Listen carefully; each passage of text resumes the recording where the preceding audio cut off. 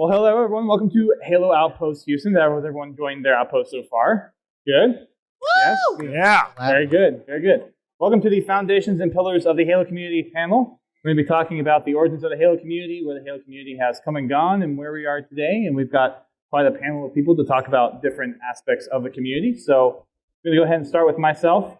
I am Dustin Pettigrew. I go by Duststorm online. I am the owner and host of a podcast called Podtacular. We're a weekly Halo podcast that covers anything and everything Halo. And then we'll start to my right and then go on down the row. I'm DJBlue PDX. I am the event programming manager here for Halo Outpost Discovery. I'm also a mixer partner, former executive producer for GrifballHub.com, which is kind of where I got started in competitive Grifball, casting that. I'm one of the shoutcasters for Fortnite and Apex Legends for Hype Zone. If you've ever been to PAX, you've probably heard me screaming on a microphone in front of the mixer booth. So, yeah, that's what I do. Otherwise, I DJ and do this. And I'm Brian Sullivan, otherwise known as Ragemore Nerd. I'm a co-founder of PlayGrifball.com and administrator of the American Grifball League of America, otherwise known as the AGLA. Former administrator of GrifballHub over there with DJ as well. And the AGLA has been running competitive Grifball since 2007. All right, hello, I'm Duke-Kane23. I am a streamer on Mixer and YouTuber and just play a lot of custom games, Forge, all that good stuff. All right, my name is Travis. I am actually a retired co-host of the Drunken Halo podcast, and this is my brother. Hi, I'm Justin. I'm wrong meeting. Sorry, it's been a long day. I'm Justin Bryce. I am the co-founder and current host of Drunken Halo podcast. We started back in 2011. To my deep shame, we have not been able to put out shows recently on a very regular schedule, but hoping to remedy that in the very, very near future. But thank you for having us, and I will pass the proverbial mic over to you, sir. I'm Stephen Pullum, also AceofSpadesCard, co-creator of Cyberline Films, also Cyberline Games, depending on what year you look it up. And we were most known for doing custom games, mostly custom game night stuff. That's what we currently and used to do most every day. So. Cool. So we got quite a breadth and plethora of different communities represented here, but we're going to start at the very beginning with the birth of a Halo community. Let's just quickly go down the row. And how long has everyone here on the panel been involved with Halo to some capacity? We'll start down on the end with Steven. So I didn't have as much experience with the original Halo just because I didn't own an Xbox on the outset. But I think it was Halo 2 that I went over to my buddy's house all the time and played. And officially Halo 2 Vista, that's when it really started firmly seated for me. So. And I didn't hear the question. When did you get your start or involvement with Halo going? It was actually, I watched, one night there was nothing on TV, and I know I wanted to just veg in front of the TV, and I like to watch G4 a lot. And so this thing was coming on G4 after Attack of the Show, and I didn't feel like finding the remote, so I was like, whatever. I watched this, and it was actually the lead up to the launch of Halo 3, and just starting. It was like a 4 or 5 or 6 hour countdown kind of thing, and I started watching it thinking whatever, this is on. I don't feel like changing it. But by the end of it, I was like, I have to go out and get the legendary version of this game. I am highly, highly intrigued. And so that's what I did the next day. But I really didn't start a love affair with it until ODST. And it actually this is a nice segue between you and I because... Right, yeah. I really regret not getting into just Halo in general until the tail end of Halo 3. I've always been more of a sports gamer, FIFA, Madden. And if anyone knows Justin, when he gets interested, he dives head first, and it's just all consuming with him. And it was a good way for us. He was like, hey, I know you're not too big into the story, but ODST's got this mode called Firefight. All you got to do is just kill the enemies. I'll teach you how to do it. And we kind of just went from there. And then we, I guess that was around ODST. When was that? 2011?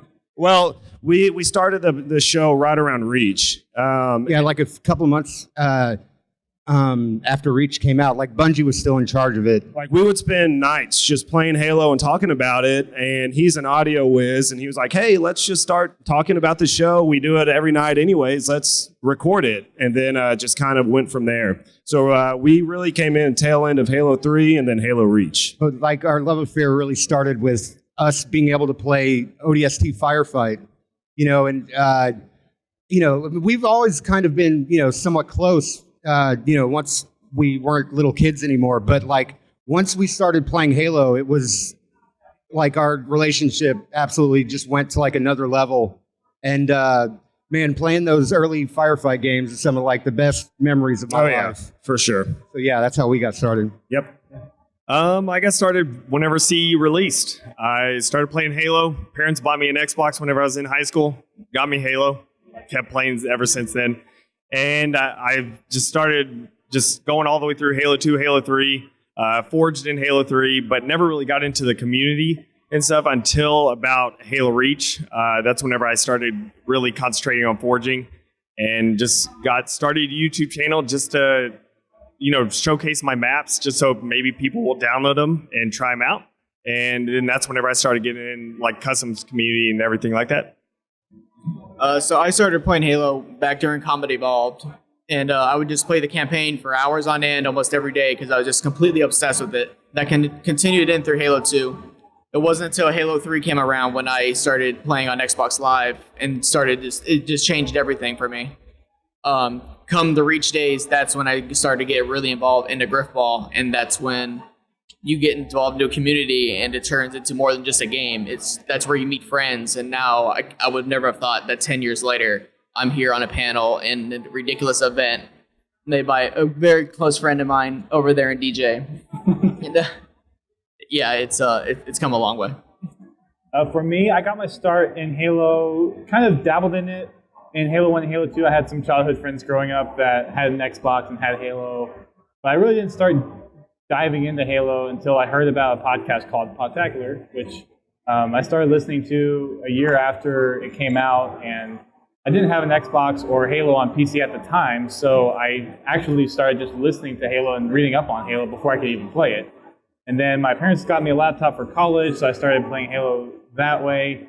Then got into Halo 2 Vista with my good friend Ace down there. And then in Christmas of 2007, I ended up buying my own console. And then Halo 3 was kind of my first big dive into the Halo universe and really where everything has kickstarted for me personally. So I decided that when I realized that there was no future in competitive Qbert, that I should play something different. Now, unfortunately, unlike the rest of you, I was well into my 20s when Halo first came out. Congratulations, Old man. your dads. No, so I played Halo on a friend of mine's Xbox who I lived with, and we had a community like a house Xbox that we played on, and that was how I got started into it. But I never got into multiplayer. I didn't understand. I really didn't get it. About the whole gaming community and how important it was to kind of cultivate that and how you could get involved and the opportunities that you had to make friends with a very similar interest list as you. And so I wasn't until I got into an accident about 6 years ago and I couldn't walk for a year that I finally just kicked on the Xbox Live and was like, all right, let's do this. And within a matter of a month and a half, I ran into some people playing a game called Grifball.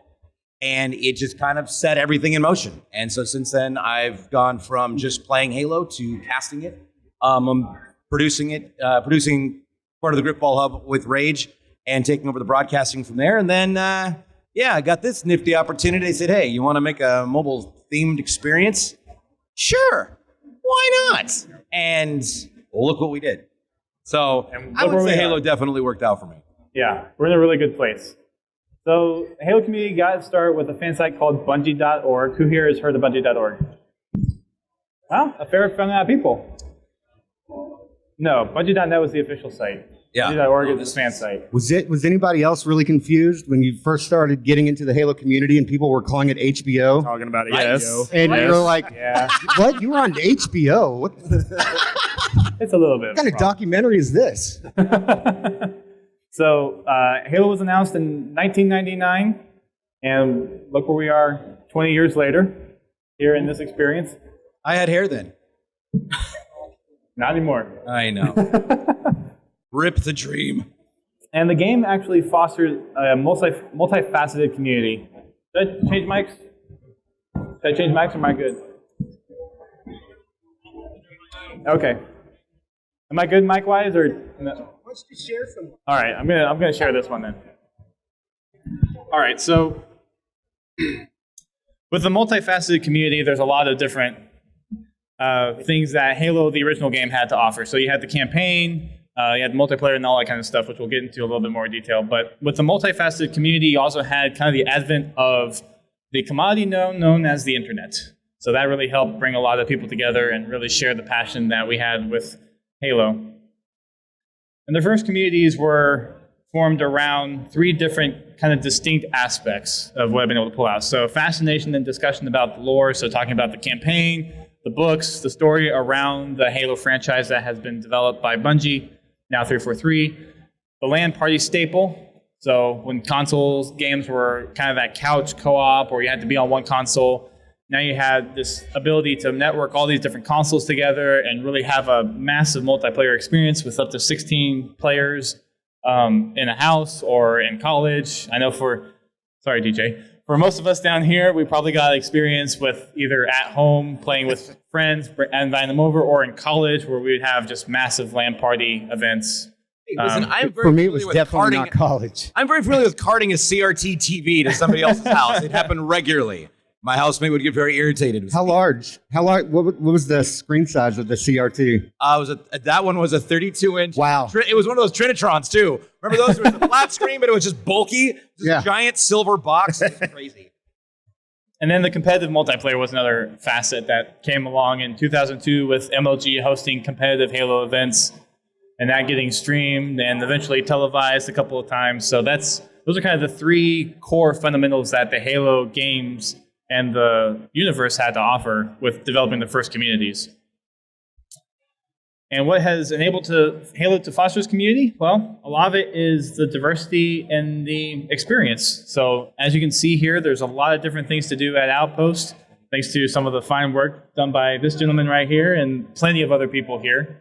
405th for the Armory stuff as we're in the Armory stage and plenty of other things. And as you can see, just with the guests here, there's a lot of diversity in what we have that we're interested in and what we have to say. But that diversity really helps, I think, give us all a home and also brings us all together. Because we've got people that are into customs with Grifball, we've got forging, we've got just overall gameplay and custom nights down at the table. Now, we've had plenty of other people on in other panels like Machinima, fan projects, and a whole myriad of things that really, I think, constitutes why Halo is such a really cool platform to deal with. Yeah, and Halo is almost it's all a carte. It's if you're not into one thing, there's something for you, and for something for you, there's a community for that. Talking Even race. even race, Even race. Race. Wow, as soon as you said that was the word of the day. and and specifically podcast form. I mean, like Podtacular is news. A couple other shows are very lore specific. A couple other shows are very competitive specific. You got the shows like ours where it's just kind of Effing around, right? yeah, just kind of messing around with Halo and Halo's the excuse to get together and have a conversation. exactly. And it's one thing that's really cool about the community is 343 kind of helps foster all that under that one big umbrella. Yeah, I mean, it really kind of established, really, really early, especially whenever you look at what's out there now. It was kind of like the first real, it was like about as deep as like a PC game back when Halo 3 came out. I mean, with Forge, I mean, it was just crazy powerful whenever it came out, and they just, they keep ramping that up. The the depth of customization and the custom games and I mean everything. I mean, I don't know. I kind of just stick to Halo, so I really don't know that like what's out there nowadays. I don't know if games are just starting to catch up or what. But I mean, there's not. Yeah, I didn't think so. But I mean, 2007. You have to think like it's crazy. I mean, there really is something for everyone. And I think that's a good thing. Yeah. I think it's good. So the lore is a big piece of it. The ever-expanding universe and the fiction that goes behind the Halo universe is ever evolving and ever changing. You've got kind of some revolutionary game mechanics that Halo is well known for, the 30 seconds of action, an immersive first-person experience, and a lot of intuitive controls that have come out that was initiated by Bungie. Like, you had shooter games on N64 and all that kind of stuff, but Bungie really honed in the first-person shooter control experience for console and has kind of been a staple for other first-person shooter games on the console experience.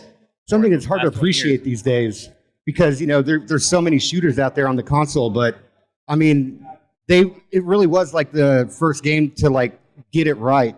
I mean, GoldenEye got close, but, you can only work with what you got, and there was only the one analog stick, so, it wasn't the developer's fault that you didn't have a second analog stick, although there is a layout where you can use two Nintendo 64 controllers at the same time, one in each hand.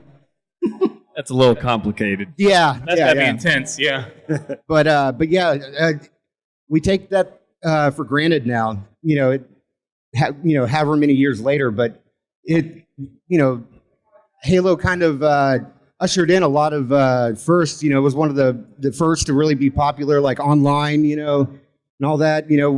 Forge, like we mentioned. But like really, I think the first one, and really, I think maybe the most important one was like nailing the shooter on the console, making that work. Yep. And just for that, like the endless hours of multiplayer that everyone enjoyed, even with like the first game with LAN Party. Mm-hmm. Another part is just the evolution of the game. So looking back to Halo 1 to where we are now, you have networking capabilities, you have online matchmaking, a customized experience for forging, armor customization, a lot of different ways to kind of make your own identity with playing Halo, allowing other users to share content. So coming up with screenshots, films, Forge art, which there's some insane Forge art. Oh, yeah. That's out there. You have other custom community game modes like Grifball and Race in a way, because Race was brought back. Infection was started from a Halo 2 customs called Zombies, and a lot of these other little customs that have become official game modes. And then you have the universe that's ever expanding and all the different things that add to the game. So you have the books, you have the alternate reality games, you have comic books and novellas and all this additional content that feeds into the lore of Halo. And that really helps kind of give the lore community a lot more things to pull from as well. And there's a mutual developer community relationship. So things like this wouldn't happen if there wasn't a community desire for it or community feedback to say, hey, it'd be cool if I could do an escape room in the Halo theme, or hey, it'd be cool to actually see a ring experience unlike the way I've seen it before in the Halo games, or hey, look at all these people in armor and bringing Halo to life. Right? Like, it's the community desire to bring all this stuff to life that is the result of this happening. I remember my first time I saw someone in a Spartan cosplay and being able to walk up to somebody that you normally see in a game, you see on a screen that is this big or larger, whatever, in real life and can actually touch, like shake their hand, stand next to them, get a picture with them. It's extraordinary. And now we're surrounded by dozens. And these are some extremely detail-oriented pieces of armor that are absolutely tremendous and some that I've never even seen before. But it all comes from the love of a video game. Yeah, and like even today, like we had our kids here earlier today, and every single Spartan that they saw walking by, they were just, I want to take a picture. Like, they had so many pictures with them. They loved picking up the weapons, and stuff. It's fantastic. They were having a blast. And it all started, like, the initial reach out from the developers to the community, other than releasing the game, of course, was Bungie had these hump day challenges where back in the day of Halo 2 clans, they would take different groups that had different clans and play with them in a very just fun manner. But it was a way for them to kind of interact with the community and really get some feedback and just an overall great experience there. But then as things get more and more involved with the games going forward, you have community-made content. So you have, example today is all the Halo 5 matchmaking refreshes is done by community content. Everyone going out there and making Forge maps and making new game modes and keeping the experience in Halo matchmaking alive and fresh and feeling like brand new since day one that Halo 5 was released. And you also have game creators now engaging in community content events. So you'll see 343 doing the community spotlight every other week. And that's where the developer is showcasing people's content that they've gone out of their way to make because they just love the game. So you have the developers recognizing that passion and being able to bring light and bring exposure to what other people are doing within their communities. So that's another, that's kind of a modern day thing with social media, but just to see that Halo has evolved to adapt to that and make that one of their core fundamentals is a really cool thing to see with Halo. And it's a good thing that makes Halo home for me and most of us up here. We have to take your word that they spotlight people. Yeah. I have no firsthand knowledge of this. One day you'll get there. I'm at the point where I don't want it now. It's also not entirely true either. Shut up. No one asked you. Yeah, and to the point of how important it is for developers to have these close interactions with their fan base, the two game types I think of especially are Grifball and Infection.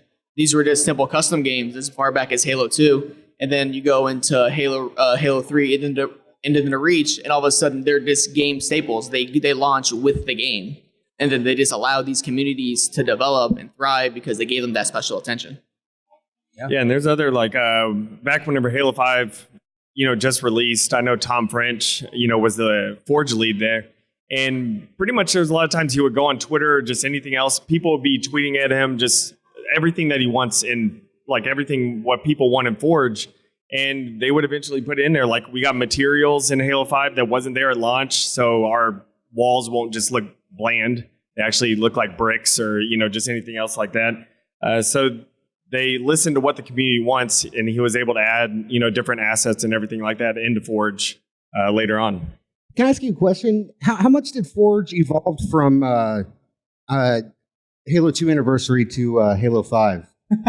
Ridiculous. How much did Halo 5 Forge evolve, just Forge in general, from all the Forges? I think it's a better question. I just remember because I'm sorry to say. Or come back tomorrow. Yeah, we have a Forge Halo tomorrow. An interesting thing about Halo 2 Vista, it was the first quote-unquote map editor. And what also made it interesting is the big thing right now is on Halo 5, you have the custom, games browser, which everyone actually loves, being able to actually go in and do a custom, look for a custom game. And technically speaking, that existed on Halo 2 Vista as well, because you could go in and they had a server browser because it was PC. And if you found someone on a map or whatever, you're like, oh, that's a weird map. You could just do it and it would download the map right then. It wasn't the old school way of, well, I guess I got to go look for this map and put it in the folder and make it run. It would be instantly download it, kind of like we have nowadays. But I can say for a fact, as someone who tried to make something back in those days, it was nowhere near as robust. It wasn't the nice, simple Forge style map editor back in Halo 2 days. It was a very Unity engine kind of map editor, more of a proof of concept. Yeah, you had to actually beta. You had to know what you were doing when you were making a map, instead of just going I have this framework and I'm going to make a map. It was, all right, I hope you know how to code in land and I know how to code in whatever. So people who made maps, it was a big deal. And I remember in trying to mess around with in Halo 3 and realizing I had no idea what I was doing, to Halo 4 where it was very user friendly, and once you could figure out how to, the magnets and how to magnetize the walls so you get all of your edges clean and straight. It was a lot easier for very novice individuals like me to put it together. You get to the level of complexity that is involved in Halo 5, especially if you're on the PC end of it. And I don't have the requisite skill set to understand this properly. And so I default to people like Duquesne to do it. And I just sit there and watch and go, well, all right, that's a college education I can't afford. Neat. I just asked because I remember I'm not into Forge hardly at all. I'm sorry to say. But I remember watching a video whenever Halo 2 Anniversary came out about like the new Forge stuff, and I was like really blown away. And Halo 5 and Halo 2 Anniversary came out at a relatively close, amount of time. I just didn't know like how much they iterated on it between those two. It's pretty much like, Halo 3, very basic Forge. Yeah. Halo Reach was a massive leap, between those two forges. It's kind of similar to that. Halo 2 Anniversary was still way better than what like Reach and stuff. And yeah, because it introduced scripting and things like that. But then going to Halo 5, it just blew everything up. Wow. And Halo 5 let people become so creative what they can create. Griffball maps are just a box, and somebody made a map where they made an entire bathroom, and the court is the bathtub. Yep. It was hilarious. I mean, there's maps on there nowadays that like are practically their own missions. Like you can go on there and it's a mission that's the map. Like you have to collect this, and this, and then go to this, and it unlocks this door and all this, that. And you're like, I thought we were just gonna play Slayer, but there's this whole like story that you have to actually unlock just because of scripting and everything else that you can add to it. I mean, Crossy Road's one of them, and he gets played on the main stage every event. Oh yeah. No, that one. Then that's hilarious. And I still can't get it. We had a guy, we had one of our attendees who was part of our Make-A-Wish program in Chicago who got up there. Normally this sequence on stage takes, a good, 20 minutes? Yeah. It takes about 20 minutes, them going back and forth, people getting killed, them trying to knock each other off in the lava. Ethan just says, nope, and runs straight across and just bolts through. Unishek is sitting on the stage looking at him like, what is happening? And he beats Unishek's record on stage. And we ended that sequence in like 4.5, 5 minutes. That's impossible. It was just like 2 minutes and 45 seconds for that run. Yeah. Done. Wild, man. Yeah, Unisec can't be beat, so that's incredible. Yeah. It's weird those records are missing. So the Halo community is very diverse in multiple facets. So one of the most well-known is probably the competitive community. Getting it started with MLG, and it's changed hands a few times. It's back in MLG's hands now, but you have a lot of different communities that follow the competitive side of things. So you have Team Beyond, Europa Halo, NoobCombat.com, a couple of competitive podcasts. And then you have kind of a little bit more community side of competitive. So you have PlayGrifball, Halo Wheelman, Big Team Battle, and the HWCL. You have speedrunners, which is also kind of another competitive thing. You have stat tracking, so there's sites that have been doing all the API calls and correlating your statistics together in a more digestible format. And then there's also the ACS Grassroots program, which is highlighting a bunch of competitive streamers who are really trying to push the Halo multiplayer experience forward. You have a lot of casual gameplay, so a lot of the customs or kickback fun type of minigame stuff. So you have Forge Hub, Halo Customs, the Halo Forge Epidemic, community cartographers, and Halo Tracks, really kind of trying to get that alternative multiplayer experience, so to speak. Creative arts, so 405th being a very apparent and visual and physical realization of that. From a cosplay perspective, you have all the screenshot and forge art that people are coming up with, which you'll see in a lot of the community spotlight.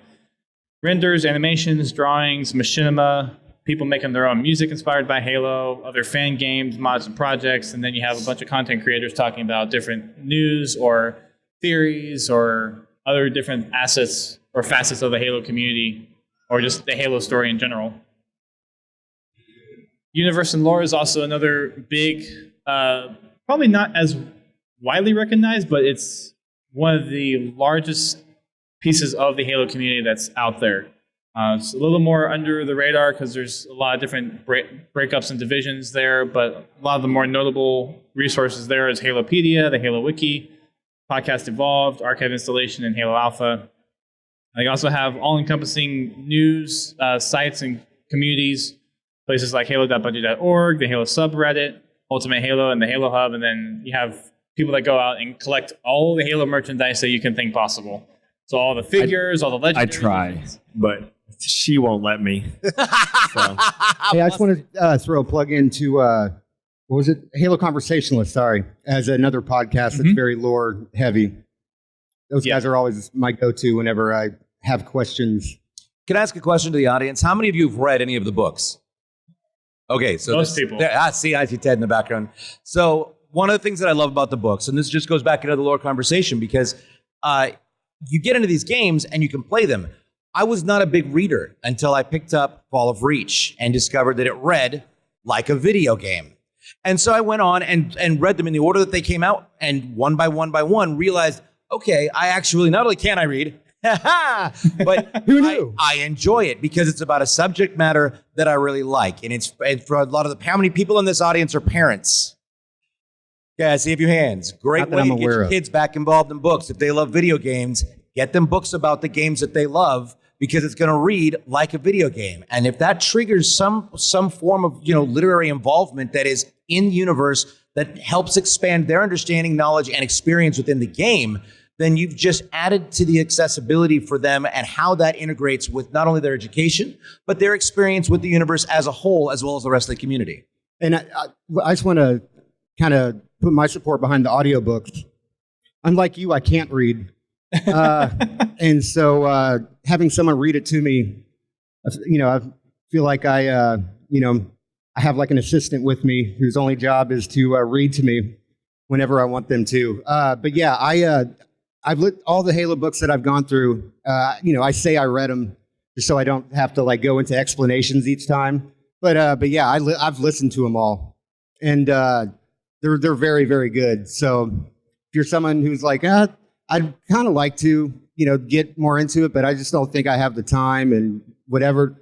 Give the audiobooks a try, because It can be very choice. It can be intimidating. I highly recommend you pick them It up. can be intimidating with how many books are out there, but Fall of Reach is a must. That's the start point. If you're in here in this audience and you have not read Fall of Reach, you're doing yourself a disservice. It's a phenomenal book. Yeah.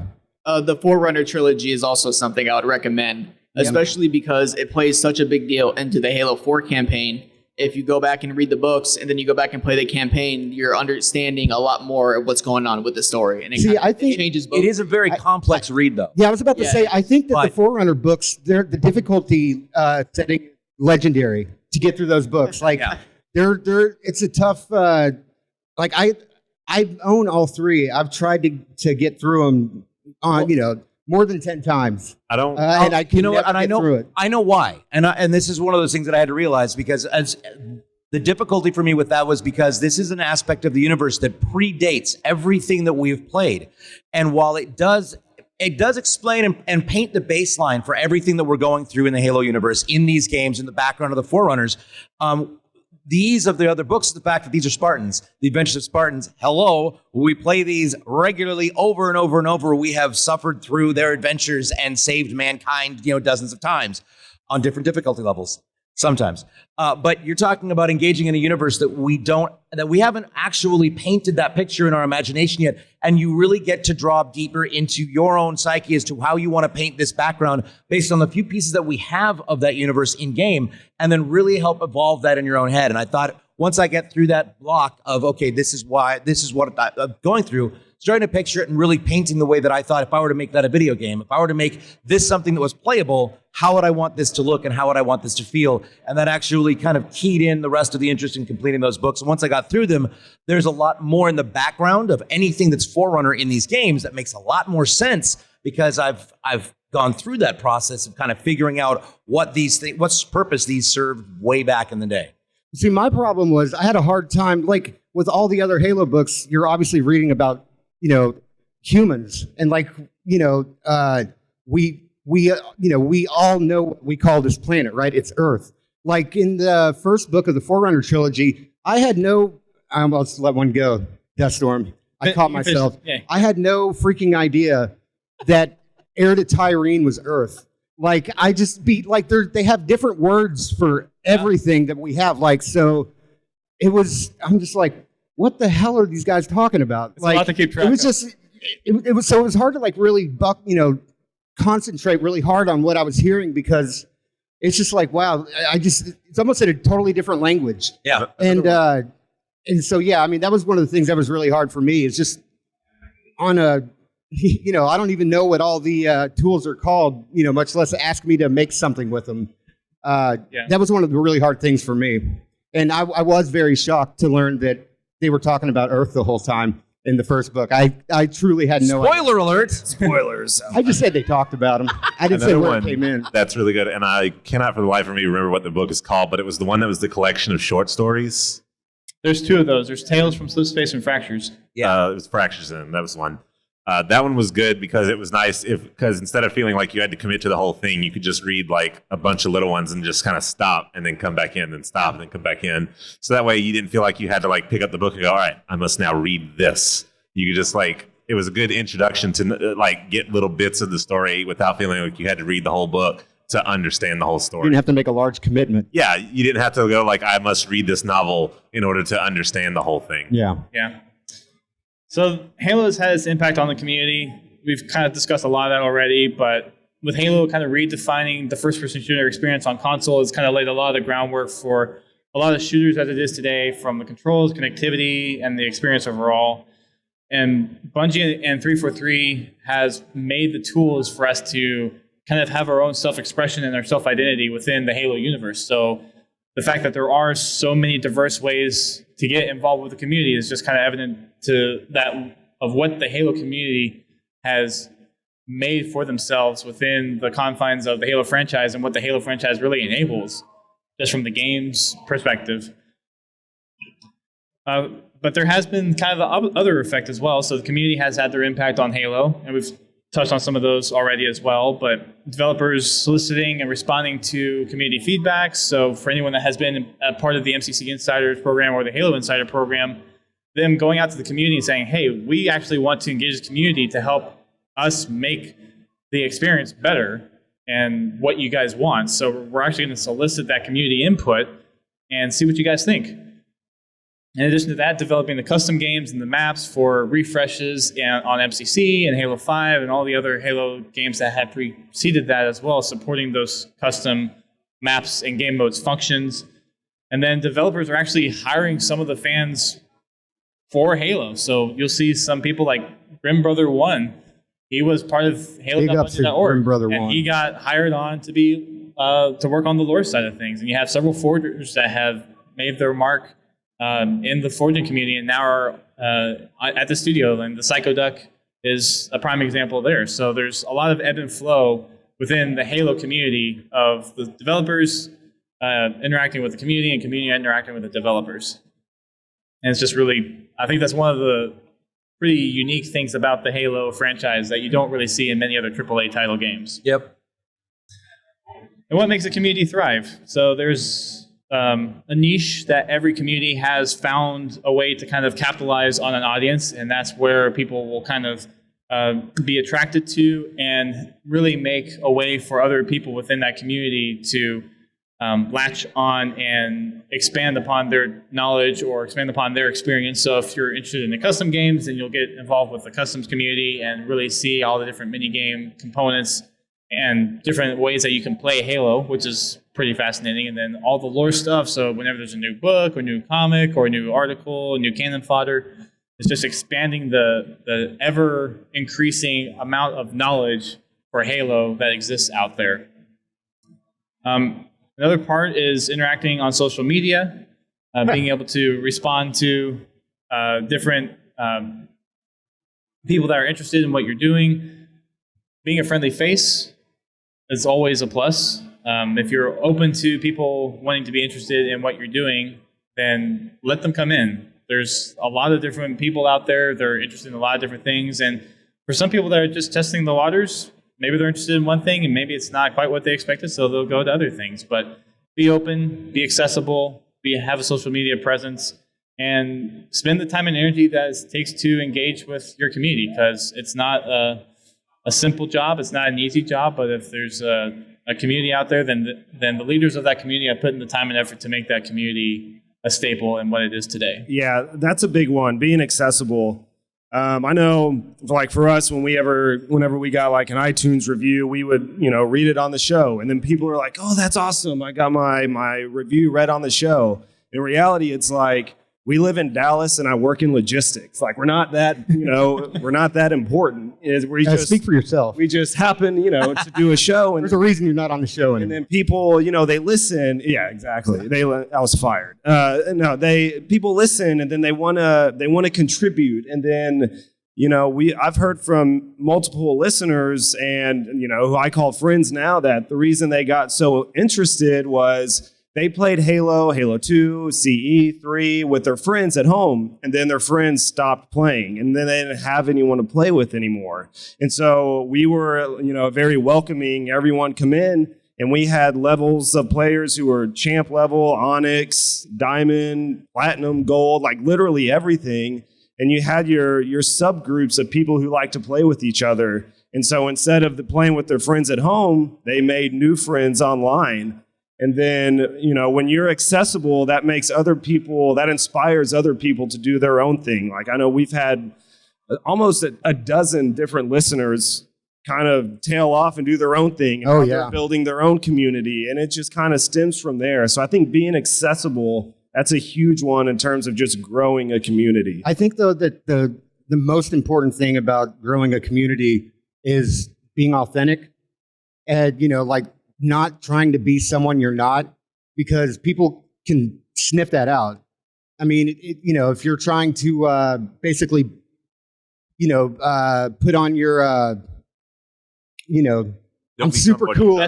I'm super cool. Everyone, trying too hard. Yeah, exactly. Like, don't act MLG if you're not MLG. You see people who are. What'd you say? I said, don't act MLG if you're not MLG. Well, it's just, you can spot that easily in other people. Like, you're not pulling one over on everybody either. I mean, everyone else can spot that. But like for Travis and I, like we never, started Drunken Halo to like, let's build a community. Right. Like we just. I remember our first community interrupt me, it's fine. Play date. Yeah. Our first community play date back in Reach, we had one person show up and we were like, oh, that's awesome. Like us three just played for a couple hours and then we talked about it on the next show and then it's grew bigger from there. But yeah. But like we didn't start out thinking like, we're going to like try to be successful in the Halo community, and like try to grow something out of our show. Like, or at least that, that was never my intention. Like all I wanted to do was, create a podcast. And like, that's, like, I'm not good at the social media stuff. Like, I'm just being honest. I really don't care. Like, I'm not That's really. why we were a good team. I'm not really interested, like, in what you have to say. And I'm really not too interested in, like, putting what I'm thinking out there. I just think, I've got other stuff to do. Like, it's just not for me, the social media stuff. But, like, Travis was, anyone in the crowd here is better at it than me. But that's where, like, Travis picked up the slack. Was, he was the guy who kind of stepped in and kind of became like, the, more public face of the show. But it was weird. Like, we did our first 20 shows or so with nobody like ever writing in or anything. And then like, within, we finally hear from like the first listener. And then like within 3 months, we had to like, we would do shows that were 3 hours long whenever we had about an hour and a half of content because we had so many like comments and emails and stuff to read. Yeah, like made it a point to read it all. That was a mistake. But good feedback. But but yeah, like it. Fast forward. So we started in 2011. Fast forward a couple of years, and like at some point, listeners made a forum for us. We got really big on Slack, the Drunken Halo Slack page. How many members? Basically Discord. There's a few, I think 200 to 300 members in there. Yeah, it was weird. Like the community kind of found us. Right. Like, we didn't set out to do it. It just kind of happened. Well, and that's a good point too. Like if you put a community out there, people that are interested in what you're interested in will come and find you and will join up because you're doing something that they're also interested in doing. Right. But, that's what I mean about being authentic, just being you, do what you do best. Like, don't try to, don't listen to Podtacular and think like, so Duststorm's successful. Let me just do what Duststorm does. And then I can, become as successful as Duststorm. But like, there's already a Duststorm out there. Like, God knows, we don't need another one. No. But like, don't try to be something you're not. Because if you just be you and, you do it well, then you'd really be surprised, like what's hiding around the next corner. Yeah. So we've got a lot of different communities up here. So I'm going to start with DJ on talking about how he got his start with the kind of the public side of his Halo career. So GrifballHub, it was an accident, honestly. I had been in an accident, and so I couldn't walk for 9 months, and I started playing. We happened to meet a guy in a game that kicked our butts, and it was 1 person versus 4. And he held us off when we couldn't score the final goal, and he ran the clock out. The guy's name is Man Cannon. He later on came to be a world championship title holder for Grifball. And so me and my brand new Xbox friends, my first 4 Xbox friends ever, we kind of rolled into GrifballHub, signed up, and yeah, they heard my voice once, and they asked, we got into an Xbox Live party. The owner, Goosechuck, asks what our team name was. And everyone's like, say it, DJ, say it. I said, we're the NSAA. We're never serious about anything except Grifball. She says, oh my gosh, why aren't you streaming? I said, I don't know what that means. Why are you shouting? So, DJ, why are you shouting? Yeah, I know. So it just took one instance of engaging with the community, taking a chance of getting to know some different people that like to do the same thing that you do. And that's when I first started casting, and it turned into a massive, massive career. So, which takes us to Mixer. Yeah, so now I'm a Mixer partner. I am one of the Fortnite and Apex Hype Zone live casters. If you've been to PAX, you've heard my voice over there, like I said earlier. And I have a massive community, a little over 11,000 followers right now. At least that's massive for me. I'm very happy with it. Yay! And they actually miss me right now because I'm only streaming every other weekend. But as something to speak what you said about authenticity, doing your own thing, I am really good at losing video games. I am incredible. I don't know, man. Yes, you are. My nickname is the Respawn All-Star, also as the god of Respawn. Why? Because I do it really well. So I just had to kind of own it and be okay with it. It's entertaining. In a game with a gun, it's tragic. I'm really good at swatting them because I'll run around and punch people because I don't know how to shoot the gun very well. I'm terrible at aiming. Now put a hammer in my hands and I will destroy everyone. I'm pretty positive the game loads Nerf ammo in all my guns. Right? There we go. But owning what you're good at, and they're like, all right, well, you know what? Here's the thing. I'm not going to be really great at sniping people, but you know what I can do? Sneak up with a hammer and try and hit him in the back of the head. Why? Well, because that's the only thing I'm good at. And he's very entertaining if you can't tell. So, and that it just kind of picked up and went on, but I wouldn't have been able to do what I do without having been part of a massive Halo community to start with. And now I do World Halo Nights on Sunday whenever I'm at home, which we have Halo fans and players from Brazil and Germany and Australia, and we all come together from all over the world simply because we have a love for Halo. In fact, I'm going down to Australia at the end of September to spend several weeks with my Mixer community, and a large number of them are all Halo fans because we all happen to like the same thing. And it's really interesting that we're able to break through those social norms. Whereas when I was a kid, you were kind of subject to your locale as far as who you were able to be friends with because we were next door neighbors. We went to the same school, went to the same church. That was pretty much all you had. Now we find people with very specific niches of interest that are like-minded people. And you find those people, you engage with those people, and suddenly they become friends. And in a lot of cases, they become family. Dusty. We've known each other for a few years, and we're basically about like brothers. 5-6 years, yeah. Yeah, and same thing with Rage. Rage and I, but yeah, it's like we've known each other for life. You're old enough to be my dad. That's scary. So he's old enough to be all of our dads, I think, at this point. Hello, children. Yes. It's about engaging and finding those positive interactions you have with people and really helping to foster that into a relationship, into a friendship that is meaningful. And in doing so, it's because of a game. And it's inspiring and also awkward to talk about because you have to admit, hey, yeah, well, we met because of a video game. But in fact, we're lifelong friends because we have the same interests. Which kind of led you to this. Yes, Halo Outpost Discovery, the accidental thing that happened. So I think I'm allowed to tell this story. We were actually at So at PAX every year, they invite a very small group of collective people to a special day at 343, and we get to sometimes see some behind the scenes stuff and other things that we're signed under 9 NDAs that we can't talk about. But they brought us in a room and said, hey, here's the thing. We're going to look at doing this, and we'd love to see you guys' feedback. And of course, once they finished, I put my hand in the air. Is there going to be questions? Like, yes, here's the thing. So, and I started going off at about 90 miles an hour with all these different things I was thinking of. Everything from line management to which clearly we're working on. You weren't the only one. I was with KP for about 30 minutes to an hour. And so they pulled several of us aside and said, well, we'd like to hear more about this. And I got home from PAX, and 2 days later I was contacted and said, hey, we'd like to talk to you about this project we're doing. And it became this. And so I left my job at Microsoft to work for the Harlem Globetrotters and Hershen Live. And that is who, to create this amazing thing. And I'd say for year one, it's pretty awesome. I would agree. Yeah. And so going off of GrifballHub and DJ's story, it's the same community that has moved on to PlayGrifball.com. And I think it's just the perfect example that there is something for you no matter who you are in this game, because Halo is known as, it changed the way we play first-person shooters. But we don't have any guns in Griffball. We use hammers and swords. Exactly. Yeah. there are no guns at all. So there's always something for somebody, no matter how you want to play the game.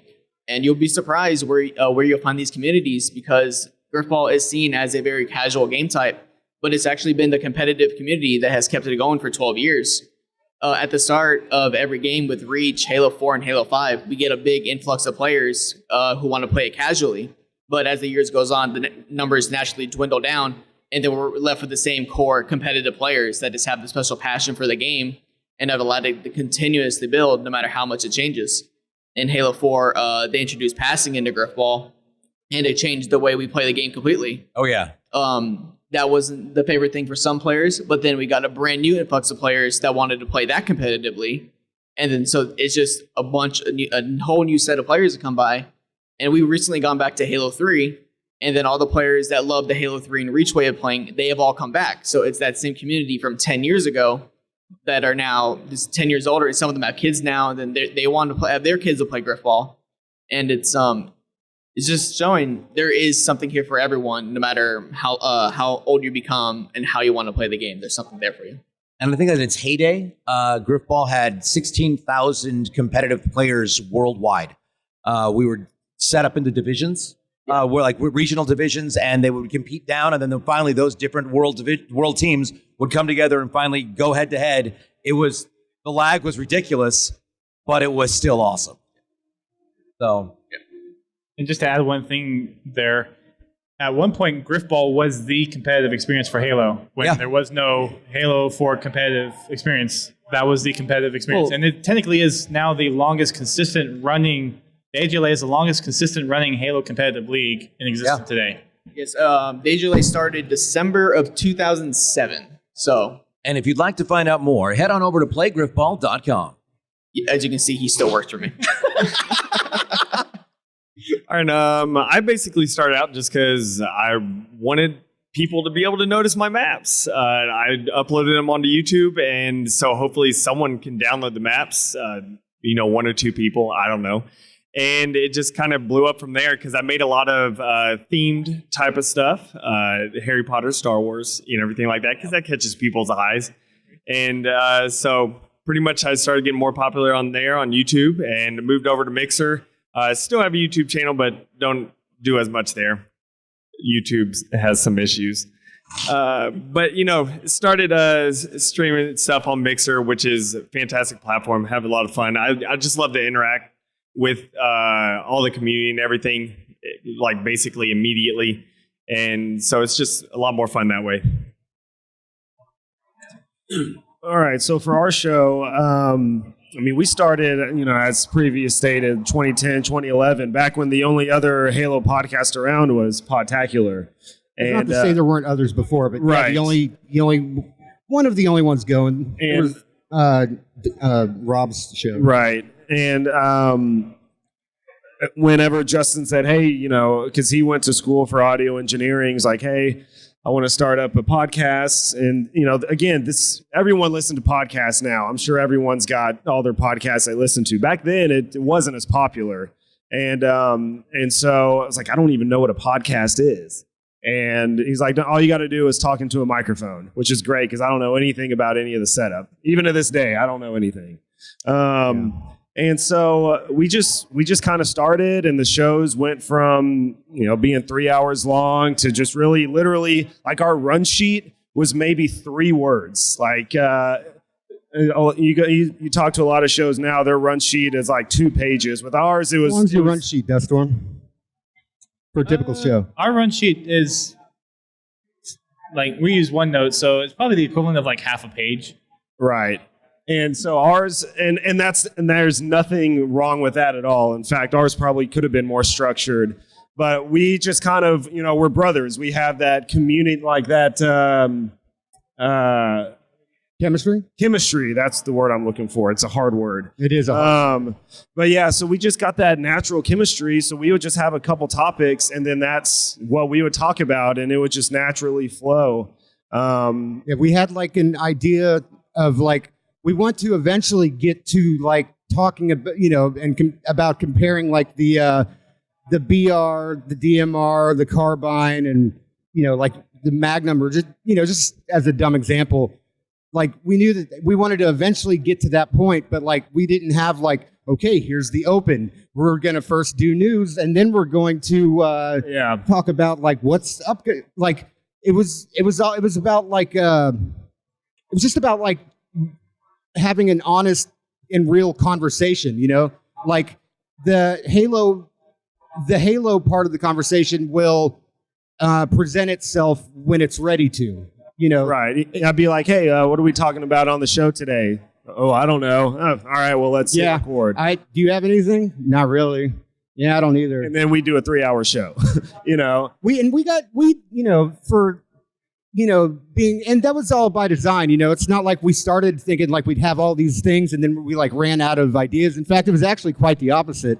Yeah. But, we started, with, like that was the whole like idea behind the show from the very beginning was because like Travis said, I'd been to school for audio engineering. I'd also been to school for radio broadcasting, and I remember just how strict the professors were, about make sure you're hitting you start your news part of your show like right at this time, and it's not Iraq, it's Iraq, and just like all these like really nitpicky things. And like I hated it so much because I wanted to talk, and it was just like a total disillusionment with the whole thing. And so it was kind of like, I just like developed this really like, I guess, rebellious attitude towards the whole thing. Well, that goes, one of the bullet points on one of the earlier slides was being unique, finding a way to separate yourself. And I guess our show is pretty different than any other Halo show that's out there, podcast specific, because we talk about everything. We talk about whatever we want to talk about. The news doesn't so much dictate what we talk about. It's something that happened in our life. Some shows, there's no Halo talk at all. But that goes into the authenticity of just being brothers and having that chemistry. And, we talked and people decided to listen to it. We tricked a lot of people. Yeah. It's good stuff. It is good stuff. All right, so now the fun part. So Cyberline Films is probably going to be the latest iteration. You may have heard of Cyberline Games. You may have heard of several variations of the name. We went through several variations of the cast. I think we started back in Halo 2 Vista days, ironically with Dustin, when he was talking about how he got Halo 2 Vista. And they were talking about the whole, like, oh, you make friends online and everything like that. Yeah, that is actually 100% me and Dustin's story. So we were in each other's weddings. Oh, yeah, that's the level that we've gone to. Like, I've been in his and he's been in mine. So if you ever wonder if a community can keep going, yeah, it's 100% the case. But for Cyberline Films, it was literally one of those things where we were like, hey, we have computers, we should start making stuff. And then a couple other people joined and were like, yeah, we could make stuff. And I think Halo Reach is when we actually really had our claim to fame of a series called My Halo Life. Back then, that was when a lot of people were doing like montages, like check out my sick kill streak, check out my sniper montage, stuff like that. And our goal was to provide a montage that was not like skill based, but more the concept that we had was, did you see that? And so we took clips that were more, did you see that moments? Like if someone like got hit by a grenade, flipped in their warthog, and took out 3 people in the air. That wasn't skill based, but it was definitely you said, did you see that? Oh, that was moment? skill based. Well, it wasn't That intentional. was on purpose. Depends on what kind of skill you're looking for. Depends on the skill.